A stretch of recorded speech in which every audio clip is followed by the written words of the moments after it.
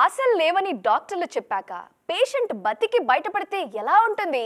ఇప్పుడు కొందరు హీరోయిన్ల విషయంలోనూ ఇదే జరుగుతోంది. దుకాణం బంద్, ఇంకా వీళ్ళ కెరీర్ ఖతం, మూటాముల్లే సర్దేసుకోవాల్సిందే. ఇలాంటి మాటలు వినిపిస్తున్న సమయంలో వెబ్ సిరీస్లు వాళ్ళ కెరీర్ కి అండగా నిలుస్తున్నాయి. సినిమా చిన్న చూపు చూసినా డిజిటల్ కు పెద్ద దిక్కులా మారిన ఆ బ్యూటీస్ ఎవరు? ఒకప్పుడు సినిమాల్లో అవకాశాలు రాకపోతే ఆ హీరోయిన్ల కెరియర్ కు ఎండ్ కార్డ్ పడ్డట్లే. కానీ ఇప్పుడలా కాదు. సినిమాలు లేకపోయినా వాటిని మించిన వెబ్ సిరీస్లు వాళ్ల కెరియర్స్ ని ఆదుకుంటున్నాయి.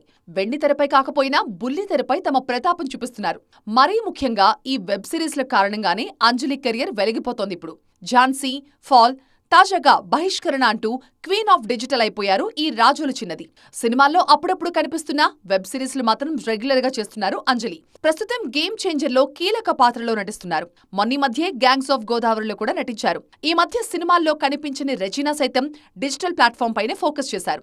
తెలుగు మాత్రమే కాదు, హిందీ నుంచి కూడా రెజీనాకి మంచి ఆఫర్స్ వస్తున్నాయి. Rocket boys, finger tips, షోర్వీర్, Farzi, John బాజ్ Hindustan కి లాంటి వెబ్ సిరీస్ లో నటించారు రెజీనా.